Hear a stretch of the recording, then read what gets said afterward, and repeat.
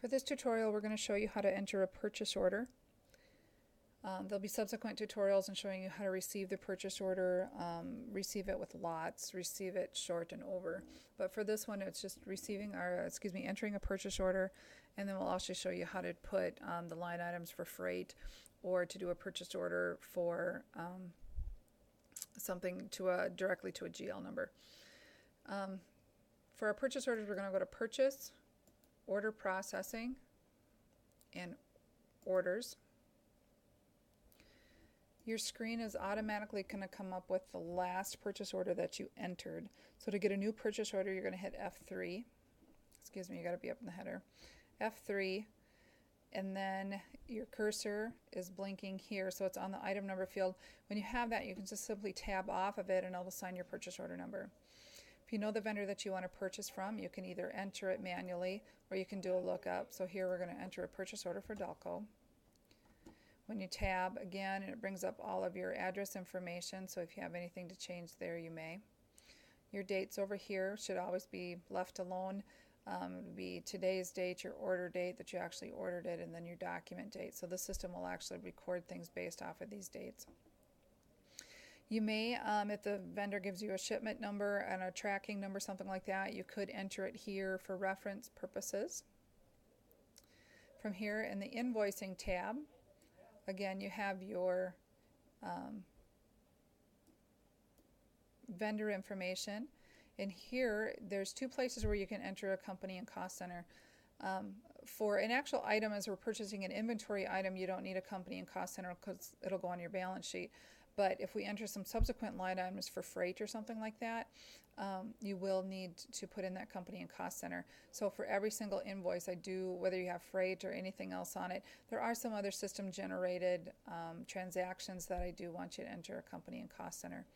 So because Delco is actually used by multiple companies, we do need to enter this information. Otherwise, if you know that you have a vendor that we only purchase for this company and cost center, we can default that on your vendor card. Please talk to Nancy if you want to do that. Otherwise, we're going to go ahead and use the arrow keys, or you can type it in to select your vendor. And here we're going to go to Austin Extended Employment, Cost Center 20. Everything else on here is defaulted, and it should be fine. Finally, under your shipment tab, we're going to tell it which inventory location we want to put this in, and in this case, we want it to go to Austin Janitorial. When we do that and tab off of it, it entered in our address information. Below, we have a column called Type. We can have that blank, and you can add a note to your purchase order, and that'll just simply print out. We can go to a GL account, an item number. We can order fixed assets. This item charge, please do not use that at this time. So here we want to purchase items. Again, we can click the arrow to look up our items.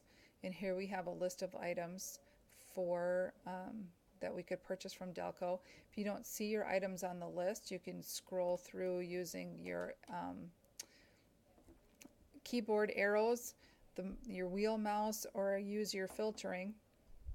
But here we'll just go ahead and take this one item number that we see here.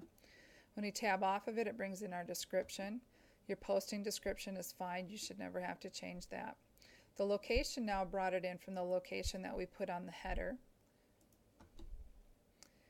Our quantity here, let's say we're going to order 6 of them. It automatically brings in our unit of measure from our item card. If you've never ordered this item before, it will not have a cost associated with it, so you have to enter a cost. If you've ordered it before, it will bring in the last cost that you used. However, if you do need to edit it, please edit it at this time. Your line item amounts simply takes your quantity times your cost to come up with that amount. At this point, you're receiving, and all the invoice quantities and everything we're going to leave alone because we'll show you that in another tutorial. Again, on your invoicing tab, when you entered your company and cost center, if you forget to put them up here, you do have another opportunity on your line item to enter that in there. If you have things that you need to enter that you do not see a column for, if you right click in this area here, you can say show columns, and it'll bring up an entire list of items that you can add to your fields. So if you do not see your company and cost center, please just click in front of those items and it'll add them.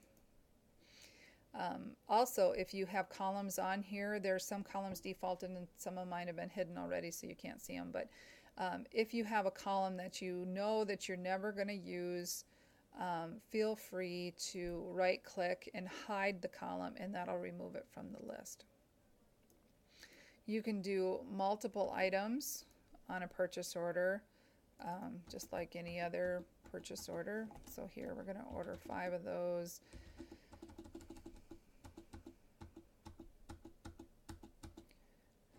And then finally we can go ahead and add our freight. To add freight, we're actually going to put this to a GL account. And this again is where we're going to use this company and cost center information, but there are other transactions behind the scenes that'll also use that information, but the freight is a good example. On the GL account, now our number is not a part number, but it's actually, when you click on that, it'll bring up our chart of accounts. So we are going to want to scroll through to find our cost of goods sold for freight, which it'll start with a 5.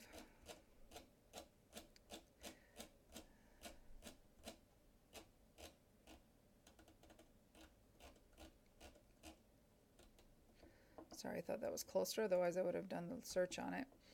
So you might want to memorize that number, so we're just going to hit freight. And we could have one of those with a cost of $15. And it will go ahead and assign that to the company and cost center that we've selected. So from this point, if our purchase order is done and all we need to do is print it out, we're simply going to go to print. It'll bring up the purchase order number that we're doing. If you want to do a bunch of these and then print them all out, you can do that. And then with the filtering of either the first purchase order that you were using, the 2 dots means through.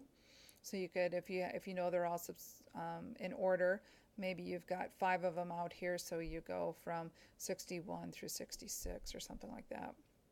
You could type those in, but it's just easier to print them out one at a time as you go. So you would hit the print key. It'll bring up your default printer, and you can simply say OK. At this point then, your purchase order is done.